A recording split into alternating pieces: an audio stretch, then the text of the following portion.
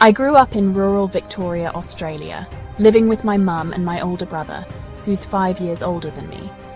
We lived a simple life, steeped in traditions passed down from my mother's Italian heritage. My nonna was especially superstitious, always practicing rituals that connected us to the unseen. She used a needle and thread to predict the sexes of future children, a trick that always seemed to work, and would drop oil into water to detect curses or jealousy. These traditions, strange but fascinating, wove an air of mystery into our everyday lives.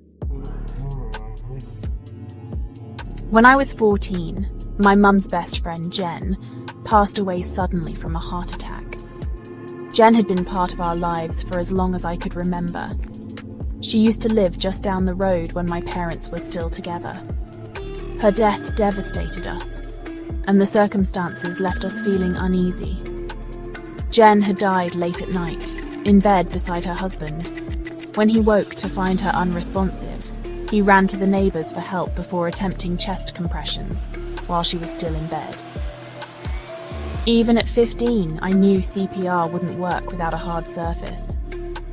Jen passed away in that bed on December 12, 2015. About a year later, on a quiet summer evening, my family and I were sitting around the kitchen table after dinner.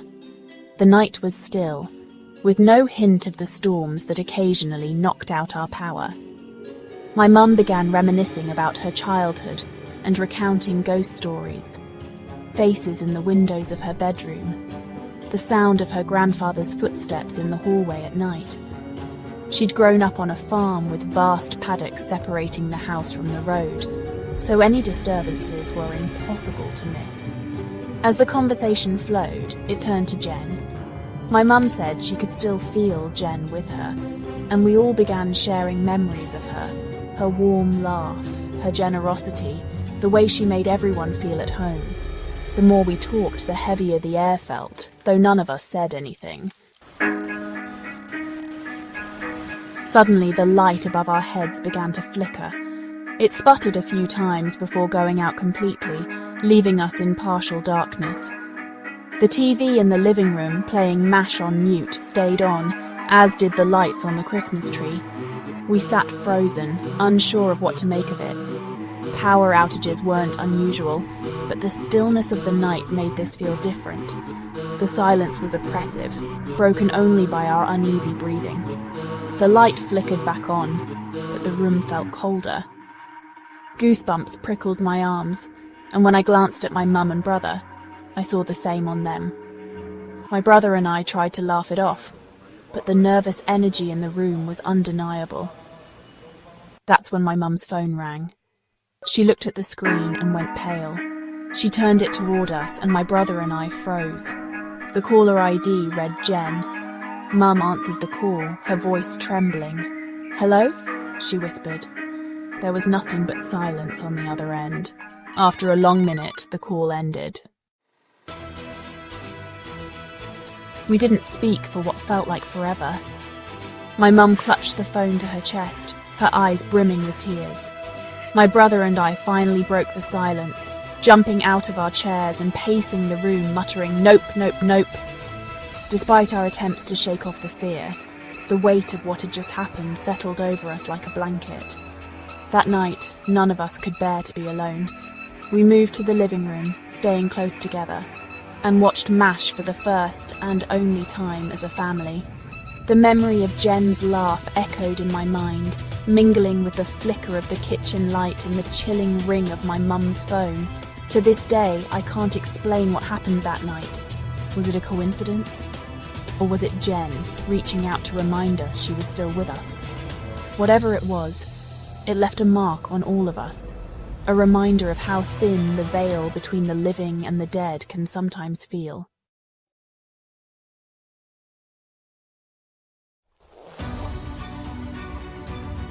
A few years ago, my wife and I joined another couple on a trip to Europe, one of the stops being the enchanting city of FIRENZE, Florence.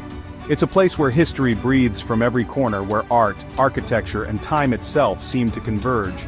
If you've ever been, you'd know the magic I'm talking about. But beneath its beauty, like any city with a past so rich, Firenze also holds its share of secrets, and perhaps a touch of the paranormal. On our first night in the historic part of town, we stayed in a sleek, modern hotel, with a striking view of the Duomo. However, the hotel could only accommodate us for one night, so the staff arranged for us to stay in another hotel, just a few streets away. The next morning we strolled over to the new place. It was a charming chateau-like building with an undeniable air of antiquity. We arrived too early to check in, so we asked the front desk to store our luggage while we explored the city. As my friend handled the arrangements, I wandered around the lobby, drawn to a display of artifacts and photographs showcasing the building's storied past. It had been a wealthy family's residence, a convent, a hospital, an insane asylum, and a hospital again, before becoming the hotel it was now. The hair on the back of my neck prickled as I read.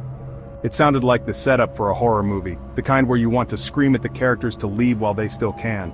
But I shrugged it off and decided not to mention it to my wife. She's easily spooked. We spent the day and evening marveling at the city's wonders and returned to the hotel utterly exhausted. Our room was surprisingly cozy despite the building's age, and we fell asleep almost immediately. Sometime around dawn, I stirred awake. The faint light of morning filtered through the edges of the curtains. My wife, as usual, was still sound asleep beside me. I lay there, my thoughts meandering through the plans for the day, when something caught my eye. In the corner of the room between the window and the tall dresser, there she was, a woman in white floating about a foot off the ground. She wasn't translucent, but neither was she fully solid. It was an odd, dreamlike in-between. She had light hair and fair skin, and her expression radiated kindness, warmth, and calm. She smiled at me, a tender smile that felt almost reassuring. I wasn't afraid, not really. I was freaked out, sure, but there was no sense of threat, no ominous presence. We simply stared at each other, as if locked in a silent understanding. My wife stirred beside me, half awake, and draped an arm across my chest. She mumbled something, her voice thick with sleep, but I didn't take my eyes off the woman. I smiled back at her, feeling an odd sense of comfort. Quietly I said to my wife, "Don't look, but there's a woman in the room. She's floating, I think she's a ghost." That woke her up. She froze, her eyes wide with panic before squeezing them shut. "I don't want to look," she whispered, clutching my arm. A moment later the woman began to retreat. She moved backward, her figure fading into the wall without a word, without a change in her serene expression. She was simply gone. I told my wife it was safe to look now, but she refused, instead murmuring prayers under her breath. At breakfast, we shared the story with our friends, who predictably didn't believe a word of it. Intrigued, I decided to speak with the front desk staff. When I described what I'd seen, the receptionist didn't seem surprised. She asked if I wanted to fill out a form detailing my experience. Apparently, sightings weren't uncommon, though the encounters and guests' reactions varied greatly. The form was their way of letting people process their experiences privately, without alarming other guests. I declined to write anything down. Somehow the encounter felt too personal, too intimate to document. Even now, I remember every detail. The faint light of dawn, the warmth in her smile, the calm she seemed to radiate. I don't know who she was or why she appeared to me, but I'll always be grateful for her kindness. The Lady of Firenze left no fear in her wake, only a memory that lingers like a quiet blessing from the past.